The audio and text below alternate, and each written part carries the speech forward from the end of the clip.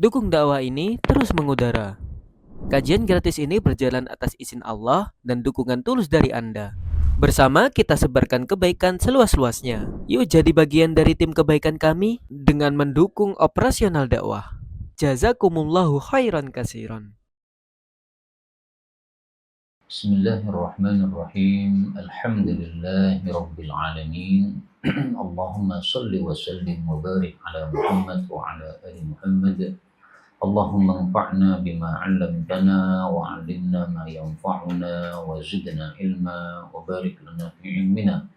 Warzuqna al-ikhlasa fil qawli wal 'amali kamila wa 'ilman nafi'an la yunsa wa tawfiqan daima wa sihhatan wa yaqinan wa 'afiyah. اللهم افتح لنا كل خير ويسر لنا كل أمور. اللهم انصر المجاهدين وارحم المستضعفين ودمر أعداء الدين واطمس على أموالهم آمين يا رب العالمين.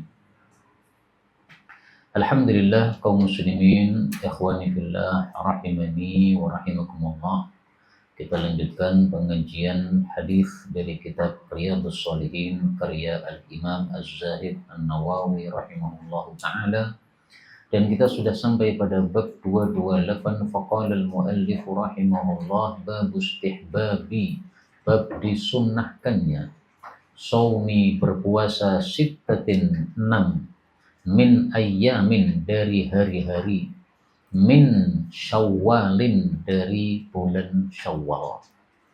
Hadis ini, bab ini bicara tentang puasa sunnah syawal. Bisa disebut sebagai puasa sunnah rawatib karena mengiringi puasa apa? Ramadan. Sebagaimana kita kenal istilah sholat sunnah rawatib, ada qabliyah, ada ba'diyah, maka ada puasa sunnah rawatib, yaitu qabliyahnya adalah puasa bulan Sya'ban dan ba'diyahnya adalah puasa bulan Syawal.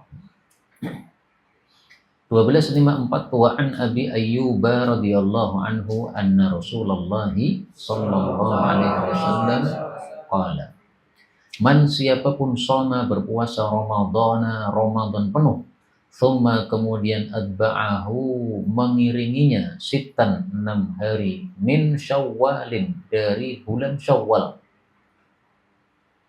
karena adalah dia itu kasyami seperti puasa ad-dahri setahun penuh.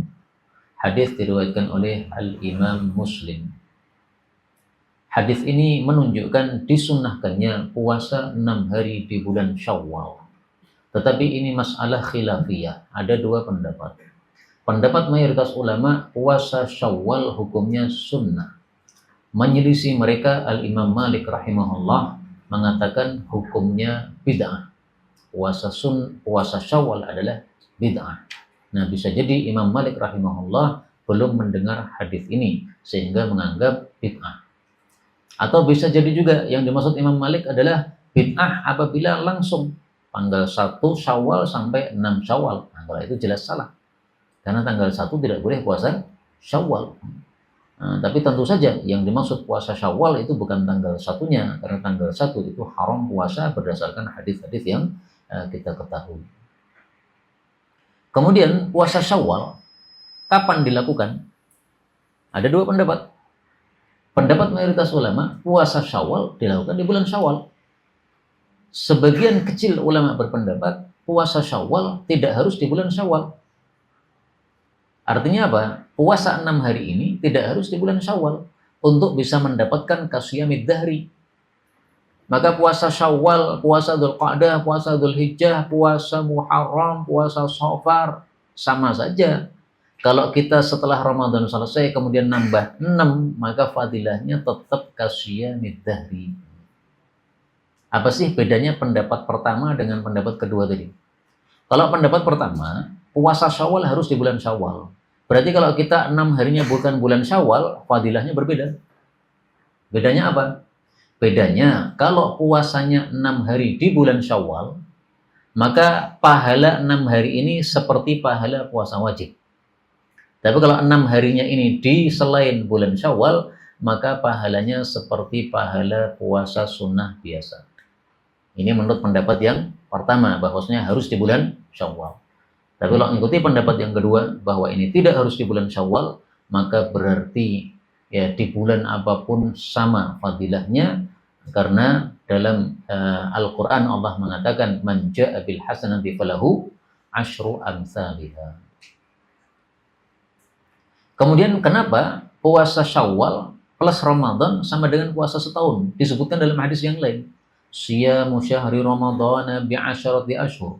Puasa bulan Ramadan adalah seperti puasa 10 bulan. Karena satu dilipat gandakan menjadi 10.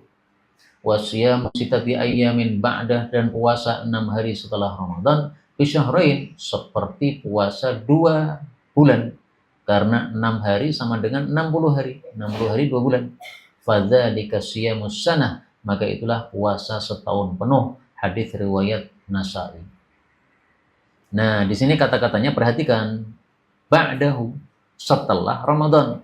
Tidak disebutkan Syawal, berarti tidak harus di bulan Syawal.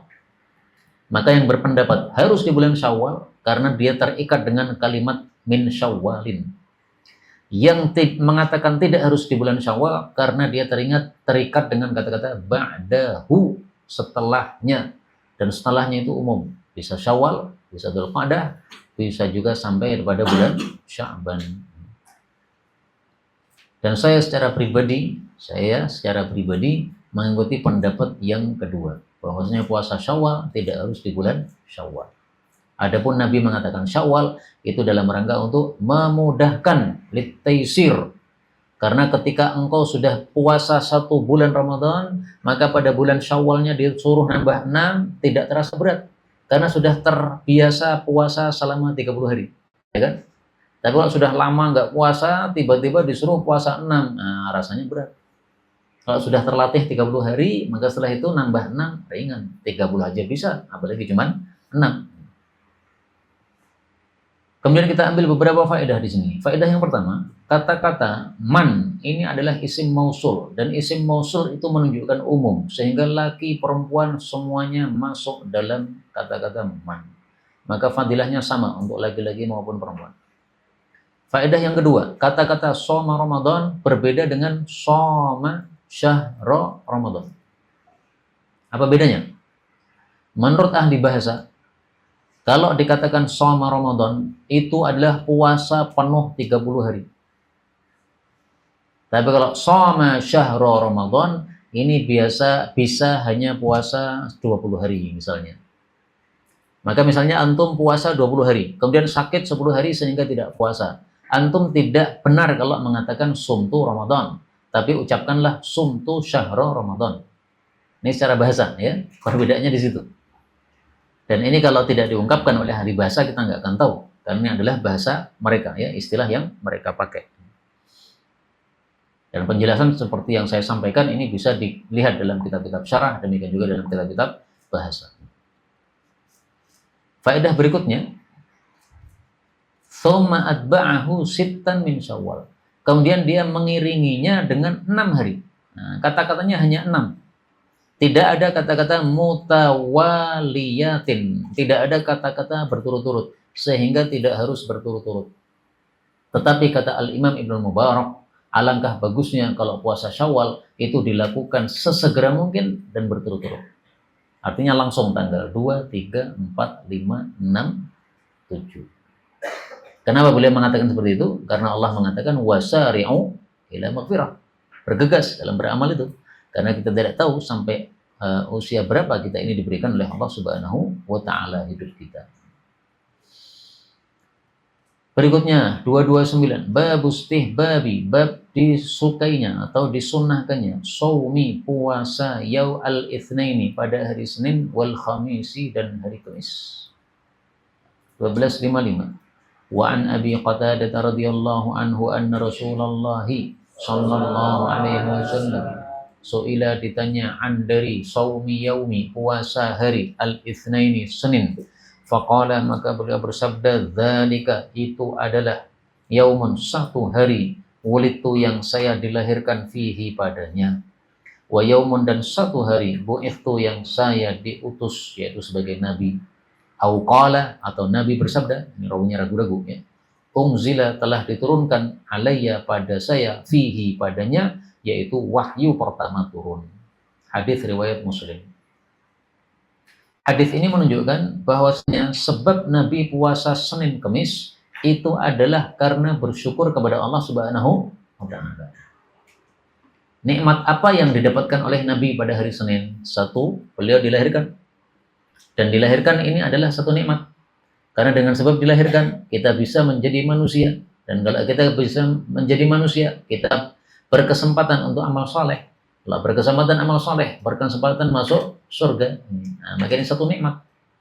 Kemudian diutus oleh Allah menjadi nabi, ini juga satu nikmat. Apa nikmat yang lebih besar daripada menjadi nabi? Enggak ada.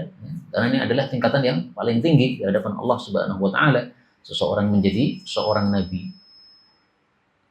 Kemudian hukum puasa Senin ini adalah sunnah sebagaimana sudah disepakati oleh para ulama kita rahimahumullah taala. Dan dari hadis ini kita ambil pelajaran bahwa untuk bersyukur kepada Allah caranya dengan melakukan ibadah. Nah, maka rakyat Indonesia kalau mau meniru Nabi SAW, mensyukuri kemerdekaan Indonesia, maka 17 Agustus tidak untuk berhura-hura, berfoya-foya, tapi 17 Agustus untuk beribadah. Saya teringat kemerdekaan Indonesia tanggal 17 Agustus. Saya bersyukur kepada Allah bagi beras, bagi gula, bagi sayur, nah gitu. Bukan malah berhura-hura, berfoya-foya, apalagi melakukan perbuatan yang maksiat. Laki perempuan campur satu tempat, ikhtilat namanya. Kemudian laki-laki sepak bola tapi pakai baju perempuan supaya lucu. Lucu-lucuan tapi masuk neraka, nggak boleh, haram. Jangan lucu-lucuan yang masuk neraka. Lucu boleh, tapi jangan sampai melanggar aturan, haram itu. Banyak sekali di Agustusan itu adalah perkara-perkara yang tidak sesuai dengan ajaran Nabi Shallallahu Alaihi Wasallam. Termasuk kerupuk digantung, ya, kemudian dimakan langsung dengan mulut, itu menyerupakan diri dengan kambing. Kita dikasih tangan oleh Allah, makan dengan tangan. Kambing nggak bisa makan dengan tangan, makanya langsung dengan mulut. Manusia udah dimuliakan oleh Allah, dikasih tangan untuk makan, malah menyerupakan dengan kambing. Nggak boleh. Berarti kamu merendahkan dirimu sendiri. Banyak orang nggak paham ya, bahwa seperti itu adalah tidak boleh secara syar'i. Bukan secara adab saja, secara syar'i tidak boleh. Ya, karena apa? Kita dilarang untuk menyerupakan diri dengan binatang-binatang yang tentu saja derajatnya lebih rendah daripada manusia. Ulaika kal an'ami bal hum adall. Apakah ada sebab lain Nabi puasa hari Senin? Ada. Sebabnya disebutkan pada hadis berikutnya 1256.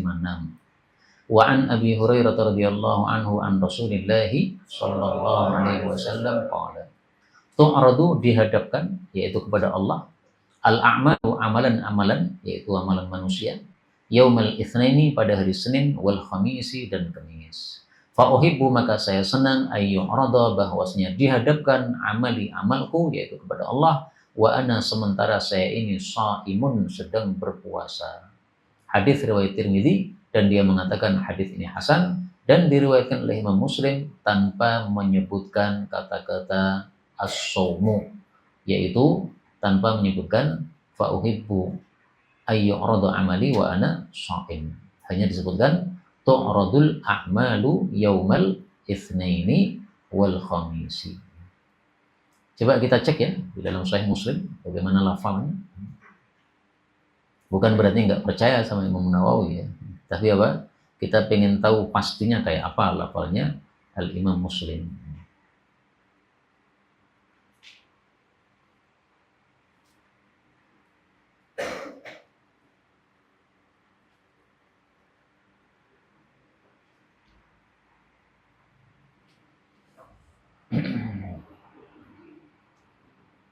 Nah ini lafalnya. Tu'radu a'malun nasi fi kulli jumu'atin marratain. Dihadapkan amal manusia pada setiap satu Jumat. Satu Jumat maksudnya satu pekan. 2 kali. Yaitu yaumal itsnaini wa yaumal khamis. Fayughfaru likulli 'abdin mu'minin. Lalu diampuni untuk setiap hamba yang beriman. Pada setiap hari Senin dan Kamis. Kecuali hamba yang antara dia dengan saudaranya sesama muslim ada permusuhan, maka dikatakan biarkan dia sampai keduanya saling kembali alias saling damai. Nah, ini lafalnya Al-Imam Muslim rahimahullahu ta'ala, tanpa menyebutkan puasa, tapi malah menyebutkan apa? Ampunan.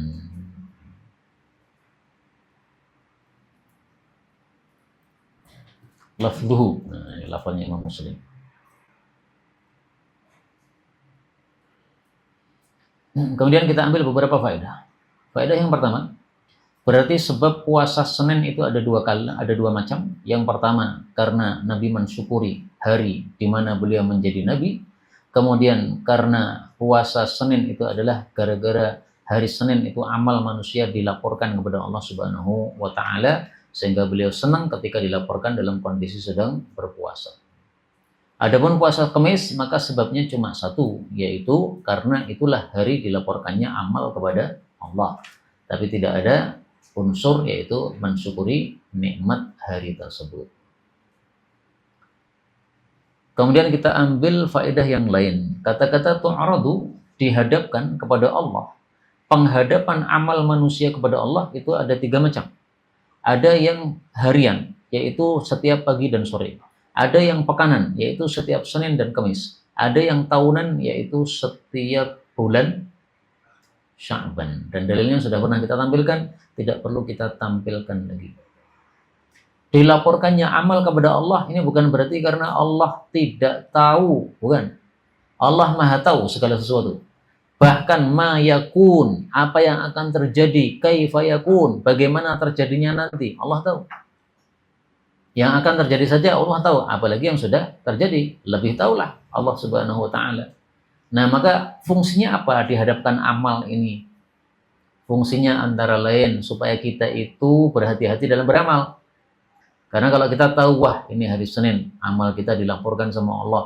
Apakah kamu nggak malu hari Senin dilaporkan sama Allah, sholat tidak ke masjid. Yang lainnya tahajud, kamu malah ngorok. Yang lainnya sholat subuh berjamaah, kamu malah belum sampai ke masjid gara-gara barusan bangun. Apa nggak malu? Nah, supaya kita memperbaiki amal, dilaporkannya amal kepada Allah ini, sehingga kita meresapi hari tersebut sebagai hari pelaporan amal kita kepada Allah Subhanahu wa Ta'ala. Demikian juga salah satu sebabnya apa, hikmahnya dilaporkan amal ini, supaya langit itu ada tempat untuk lewat amal yang baik. Nah, sehingga manusia itu ketika mati sementara amalnya baik, maka karena langit ini selalu dilewati oleh amal-amal yang baik dari seorang hamba, maka maka langit ini akan menangisi hamba yang amalnya baik tadi.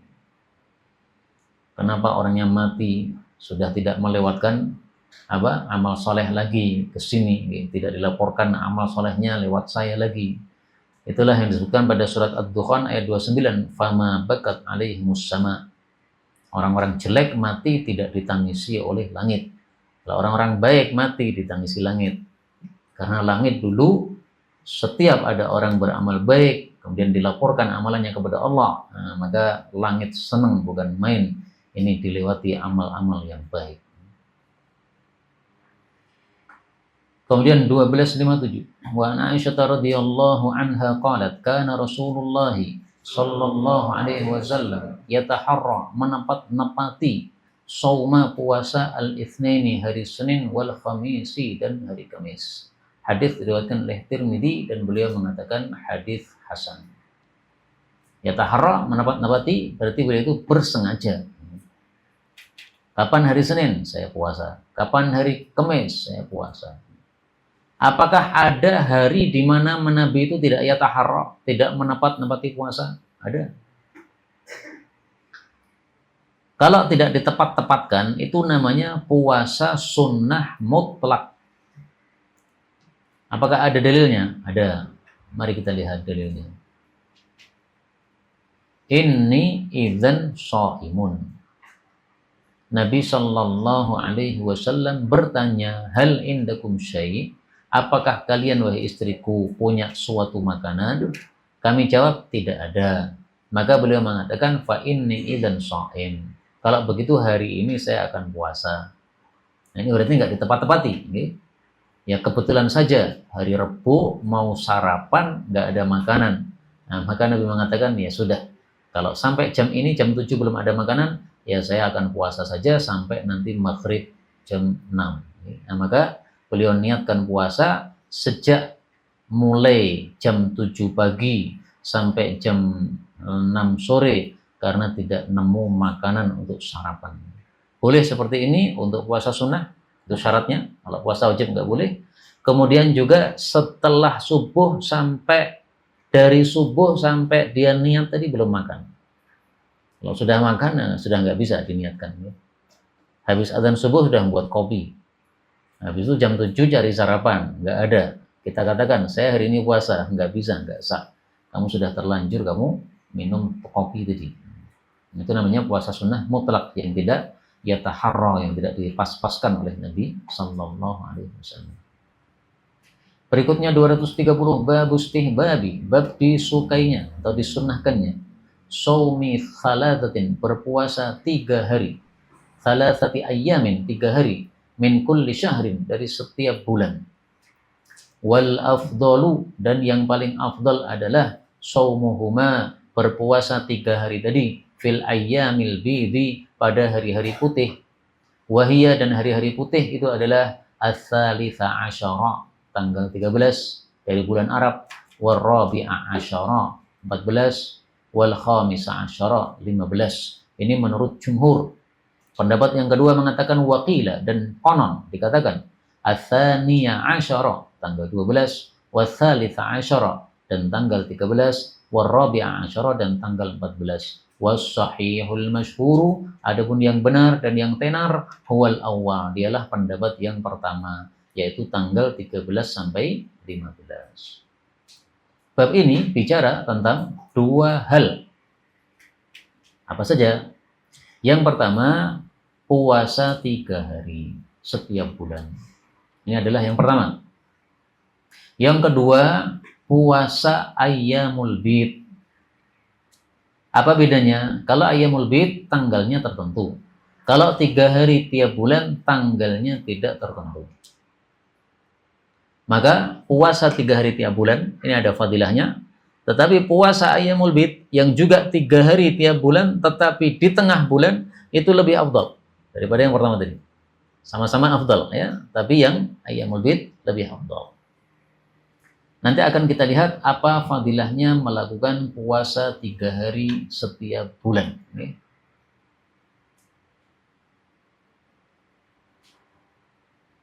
Nah, di sini hadis-hadisnya ternyata ya tidak lengkap semuanya ditampilkan oleh Imam Nawawi. Ya. Ada satu fadilah yang sangat indah tapi nggak disebutkan oleh beliau, rahimahullahu ta'ala. Baik, sekarang kita mulai pembahasan tentang ayyamul bid dulu. Ya. Kenapa ayyamul bid, hari-hari putih, disebut sebagai hari-hari putih? Ada 2 pendapat.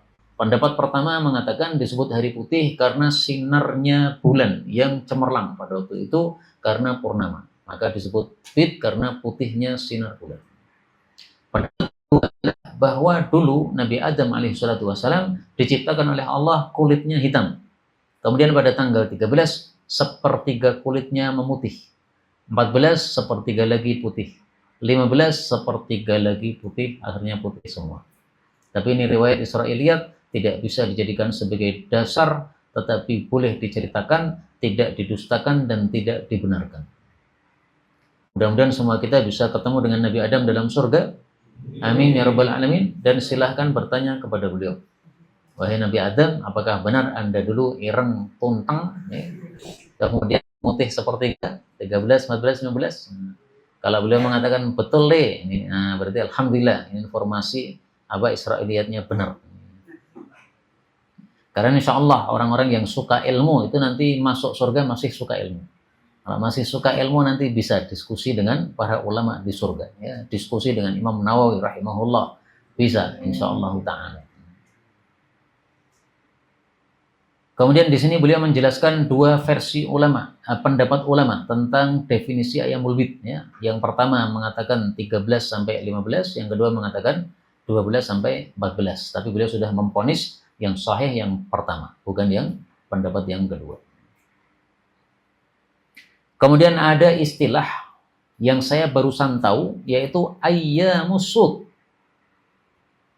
Ayyamul bid hari putih, ayyamus sud hari hitam. Hari hitam itu yang dimaksud adalah 3 hari terakhir dari bulan. Tanggal 28, 29, 30. Kenapa disebut hari hitam? Karena matahari sudah mulai bulan sudah mulai menghilang. Akhirnya nanti akan muncul lagi sebagai hilal pada tanggal 1 bulan berikutnya. 1258. Wa an Abi Hurairah radhiyallahu anhu qala awsani telah mewasiati saya khalili kekasih saya yaitu sallallahu alaihi wasallam. Apa wasiatnya? Bi thalathin dengan 3 perkara. Yang pertama siyami thalathati ayyamin puasa 3 hari min kulli syahrin dari setiap bulan. Yang kedua warak'atai duha dan 2 rakaat salat duha. Yang ketiga wa an utira dan bahwasanya saya salat witir qabla an anama sebelum saya tidur. Hadis muttafaqun alaih. Hadis ini menunjukkan disunahkannya puasa 3 hari tiap bulan. Nah, sekarang di sini kan Imam Nawawi hanya menyebutkan tentang hukumnya, yaitu sunnah. Tetapi fadilahnya beliau tidak menyebutkan. Karena itu saya ingin menampilkan di sini fadilah puasa 3 hari tiap bulan. Fadilahnya diriwayatkan oleh Al-Imam An-Nasa'i rahimahullahu ta'ala. Wa haras sadr. Juga diriwayatkan oleh yang lain-lain. Rasulullah bersabda, ala ukhbirukum bima yudhibu wahras sadr. Maukah saya kabari kalian sesuatu yang melenyapkan penyakit hati? Saumu thalathati ayyamin min kulli syahr. Puasa tiap 3 hari tiap bulan. Riwayat Nasa'i dari seorang rajul dari sahabat Nabi sallallahu alaihi wasallam. Inilah fadilahnya. Sehingga orang yang melazimi puasa 3 hari tiap bulan itu mestinya hatinya bersih, tidak dengki, tidak iri, tidak benci sama muslim, dan segala penyakit-penyakit hati yang lain. Ria, ujub, dan sebagainya. Karena itu kalau ada yang merasa hatinya kok rusak, nah ini dihadapi dengan cara puasa 3 hari tiap bulan. Nah, puasanya yang sungguh-sungguh ya, yaitu yang betul-betul dia ingin membersihkan hatinya. Jangan puasa hanya puasa dari makan minum, tapi masih ghibah dan sebagainya. Itu nanti fungsinya tidak akan sempurna. Kemudian dari hadis ini kita ambil beberapa faedah. Faedah yang pertama, disyariatkannya memberikan wasiat, ausan. Wasiat hukumnya sunnah. Kalau kita ketemu para ulama, maka kita meminta 2. Yang pertama meminta wasiat. Yang kedua meminta doa. Maka Nabi SAW sering dimintai wasiat oleh para sahabatnya. Dan beliau juga sering dimintai doa oleh para sahabatnya. Kemudian di sini disebutkan rakaatai duha, 2 rakaat salat duha diwasiatkan oleh Nabi. Padahal Nabi hanya kadang-kadang salat duha, tapi beliau sendiri mewasiatkan supaya melazimi salat duha. Nah, muncul pertanyaan, beliau kenapa mewasiatkan tapi tidak melakukan setiap hari? Para ulama menjawab, karena beliau itu kadang-kadang meninggalkan satu amal yang beliau sukai, khawatir kalau nanti diwajibkan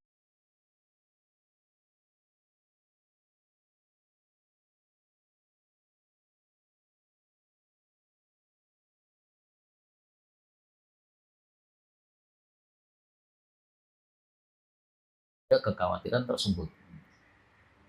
Dan memang sholat duha ini diperselisihkan oleh para ulama bagaimana pelaksanaannya. Pendapat pertama mengatakan pelaksanaannya setiap hari, sebagaimana pendapat Aisyah radhiyallahu anha. Pendapat yang kedua, pelaksanaannya setiap 10 hari 1 kali. Ini pendapatnya Ibnu Abbas radhiyallahu anhu.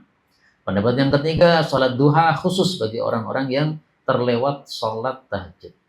Sehingga kalau tadi malam sudah sholat tahajud, berarti nggak usah sholat duha. Pendapat yang saya pilih nomor 1, bahwasanya sholat duha setiap hari. Karena diwasiatkan oleh Nabi kepada Abu Hurairah radhiyallahu anhu, artinya diwasiatkan untuk dilazimi setiap hari. Kemudian wasiat yang ketiga adalah salat witir sebelum tidur. Bukankah witir setelah tidur itu lebih afdal? Betul. Tetapi Nabi SAW mengatakan atau memuji orang yang salat witir sebelum tidur. Alladzi yutiru qabla ayyanama hazimun.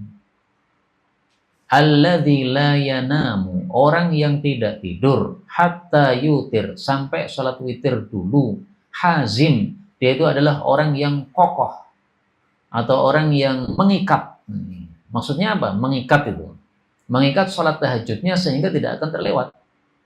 Karena kalau kita itu salat witirnya setelah tidur, bisa jadi kita kadang-kadang ya tidurnya kebablasan, akhirnya tidak sempat salat witir.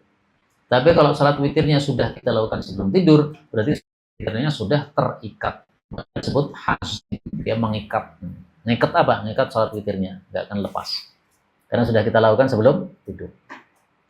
Karena itu ringkasnya, salat witir sebelum tidur ini memang lebih utamanya setelah tidur, tapi bagi orang-orang tertentu lebih bagusnya sebelum tidur. Contohnya siapa? Abu Hurairah ini. Abu Hurairah ini tidurnya begadang dia, malam hari begadang dia, tidurnya telat. Kenapa tidurnya telat? Karena dia malam hari tugasnya adalah mengulang-ulang murojaah hafalan hadis. Jadi dia itu kan pengen ngapalkan semua hadis yang pernah dia dengar dari Nabi. Dan Abu Hurairah tidak model pakai tulisan. Dia hanya mengandalkan ini. Nah, karena mengandalkan ini, maka apa yang sudah beliau dengar harus beliau ulang lagi. Kalau mengandalkan tulisan kan nggak perlu begitu kan. Yang penting sudah saya tulis, saya jaga supaya kitabnya nggak rusak, selesai. Nanti lupa tinggal lihat kitab. Juga belum ada rekaman waktu itu. Ya. Nah, kita sudah bisa sekarang merekam. Ya. Sehingga kalau lupa tinggal lihat rekamannya. Tapi beliau tidak pakai tulisan, tidak pakai rekaman. Sehingga mengandalkan hafalan. Maka setiap malam tuh ngapalkan hadis. Beliau berhasil menghafalkan 5.000 hadis. Dari 5.000 ini yang salah cuma 2 hadis ketika menyampaikan.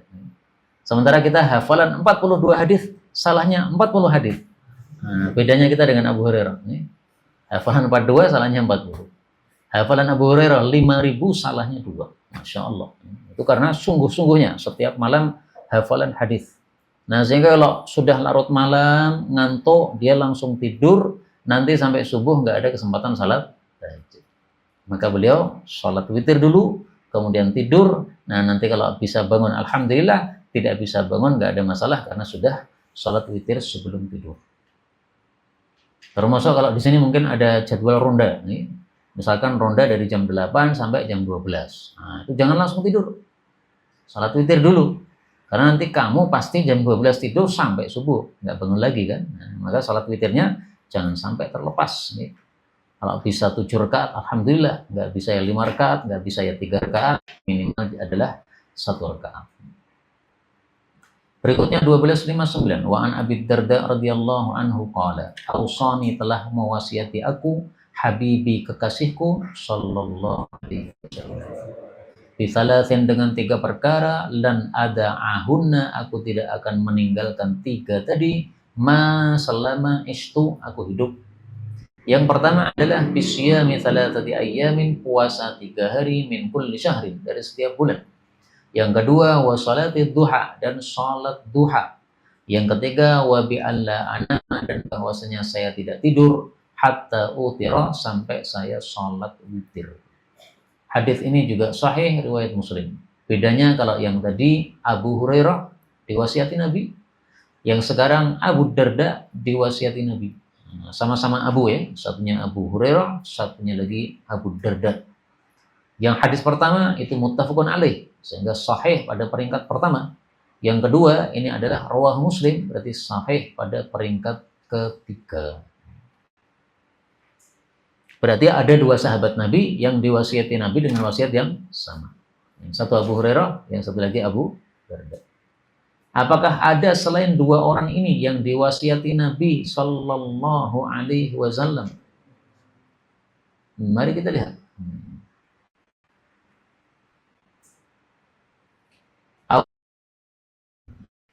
Tulis Abu Dzar. Ini ada tak?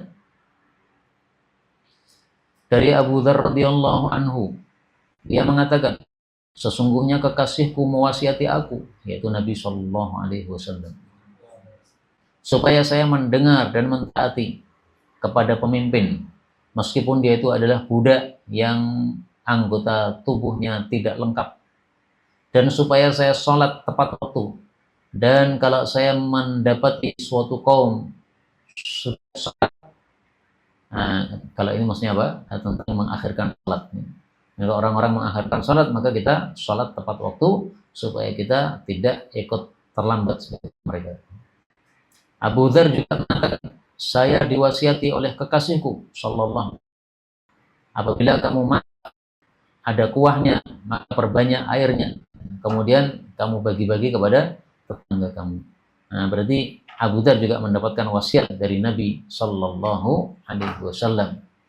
Nah, ini ternyata ada wasiat Abu Dzar yang sama dengan wasiatnya tadi. Abu Hurairah dan Abu Darda. Ini diriwayatkan oleh Nasai. Dari Abu Dzar dia mengatakan, "Ausani habibi sallallahu alaihi wasallam bi thalathatin la ada'uhunna insyaallah taala abadan." Ausani bi salati duha sama, wa bil witri qabla an-naum sama, wa bi siyami thalathati ayyamin min kulli syahrin sama, ya. Berarti ada 3 sahabat Nabi yang mendapatkan wasiat yang sama. Abu Hurairah, Abu Darda, dan satu lagi adalah Abu Dzar. Uniknya semuanya abu-abu. Abu-abu 3. Yang satunya adalah riwayat Imam Nasai di dalam kitab Sunannya Al-Mujtaba. Maka untuk tanya, karena 3.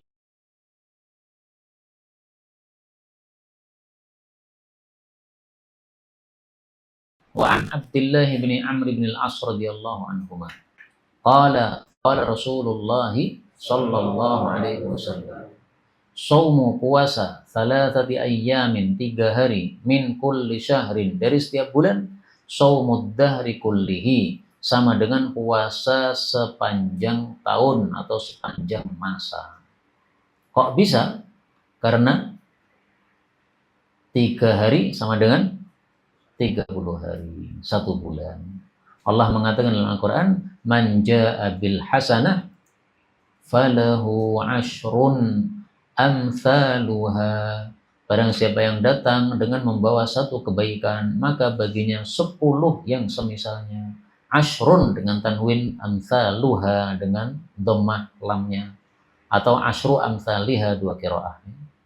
Kalau dibaca asyru berarti amsali, kalau dibaca ashrun berarti amsalu, ya. Karena ashrun, nah ini sudah selesai, amsalu ini sebagai badalnya. Badalnya adalah amsaluha.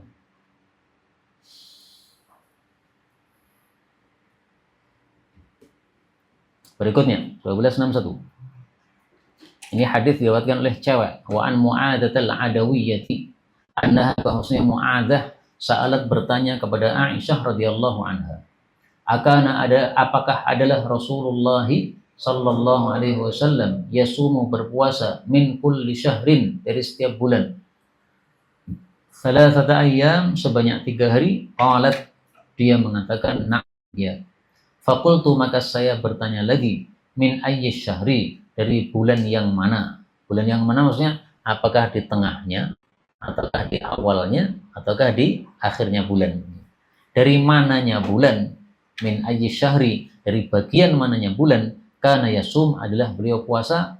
Qalat, dia mengatakan, lam yakun, tidak adalah Nabi itu yubali, peduli, min ayyi syahri, dari bagian bulan yang mana, apakah awal ataukah tengah ataukah akhir, yasumu, beliau berpuasa. Hadis riwayat Muslim. Jadi puasa 3 hari setiap bulan, tidak harus tanggal 13 sampai 15. Nah, sekarang kalau tidak harus 13 sampai 15, kok bisa-bisanya Imam Nawawi dalam bab tadi mengatakan, dalam judul bab tadi mengatakan paling afdalnya tanggal 13 sampai 15. Mengatakan paling afdal itu perlu dalil. Enggak ada dalil, jangan mengatakan paling afdal. Ya dibuat sama aja. Karena buktinya di sini apa? Nabi tidak peduli, kata Aisyah, di bagian mana. Jadi kadang-kadang di awal bulan, kadang di tengah bulan, kadang di akhir bulan. Kok bisanya Imam Nawawi mengatakan lebih afdal dari mana? Nah, dalilnya itu pada hadis berikutnya 1262. Wa an Abi Dzarrin radhiyallahu anhu qala Rasulullah sallallahu alaihi wasallam, idza sumta, jika engkau berpuasa minasyahri dari bulan, thalathan 3 hari, maka fasum berpuasalah thalathata asyrata tanggal 13, wa arba' asyrah dan tanggal 14, wa khamsa asyrah dan tanggal 15. Nah, inilah dalilnya Imam Nawawi. Beliau mengatakan lebih afdalnya pada tanggal-tanggal ini. Kenapa? Karena diperintahkan secara khusus oleh Rasulullah Shallallahu Alaihi Wasallam. Jadi ringkasnya ada 2 tingkatan ya. Tingkatan pertama puasa Ayyamul Bid, ini lebih utama. Tingkatan kedua puasa 3 hari bebas, tidak harus Ayyamul Bid. Lah bebasnya ini kapan? Bebasnya itu bisa awal bulan, bisa akhir bulan, bisa tengah bulan, bisa campuran. Tanggal 1, 11, 21. Ini berarti campuran awal, tengah, sama akhir. Apakah ada dalilnya puasa awal bulan, akhir bulan? Ada.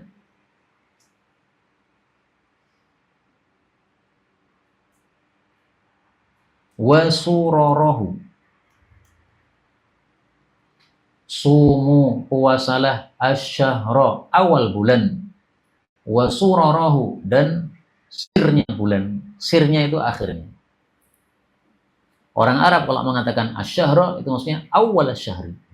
Nah, maka sumu syahra ay sumu awal syahri, puasalah awal bulan. Nah, ini dalil puasa awal bulan, 3 hari awal bulan, bisa pakai hadis ini.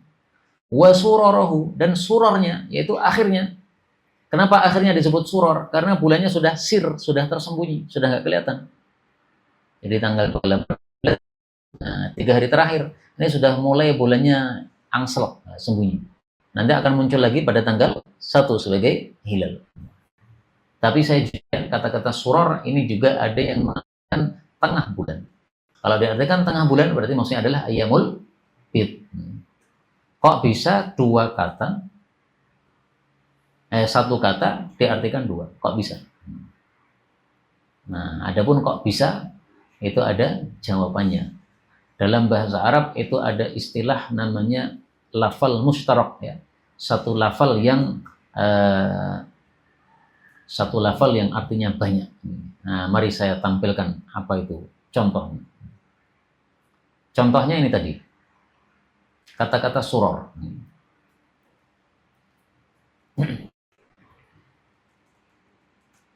Suror ini bisa bermakna 2. Makna yang pertama adalah minas surrah al-wasat. Surrah pusar. Pusar kan disebut surah ya. Kenapa disebut surah? Karena dia itu di tengah. Nah, maka surorohu itu diambil dari kata-kata surah yang artinya tengah atau pusar. Nah, sehingga surorohu itu tengah bulan. Pendapat mengatakan minasir berarti akhirat. Dari kata-kata sir kemudian muncul kata-kata suror. Nah, maka ada 2 pendapat. Ada yang mengatakan suror itu dari kata-kata surah berarti tengah bulan. Ada yang mengatakan suror itu dari kata-kata berarti akhir bulan. Jadi paham ya? Ini contoh lafal mustarak yang bisa diartikan lebih dari 2 makna. Inilah kaum muslimin rahimani wa rahimakumullah yang dapat kita pelajari dari hadis-hadis ini. Dan saya tutup dengan penjelasan bahwasanya fungsi dari puasa sunnah ini adalah untuk melengkapi puasa wajib kita yang kurang sempurna. Sama dengan salat sunnah, fungsinya adalah menambal kekurangan yang ada pada salat wajib kita. Sebagaimana sabda Nabi Sallallahu Alaihi Wasallam, beliau mengatakan, Ungduru, Allah mengatakan kepada para malaikat, lihatlah hal li abdi min tatawwu, apakah hambaku punya amal sunnah, fayukammilu biha, maka Allah pun sempurnakan dengan amal sunnah tadi, man taqasa minal faridah, apa yang kurang dari amalan fardunya. Hadis riwayat Tirmidzi sahih. Nah, maka puasa kita belum sempurna, karena kadang-kadang pas puasa kita malah menggibah, kadang-kadang pas puasa kita malah bohong, kadang-kadang pas puasa malah kita berkata yang mesum atau berkata yang tidak pantas. Nah, sehingga kekurangan-kekurangan itu ditambal dengan puasa-puasa sunnah.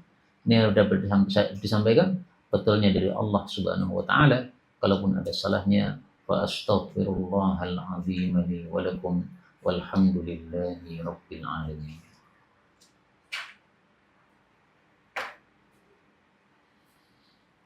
Subhanakallahumma rabbana bihamdik asyhadu an la ilaha illa anta astaghfiruka wa atubu ilaik. Assalamualaikum warahmatullahi wabarakatuh.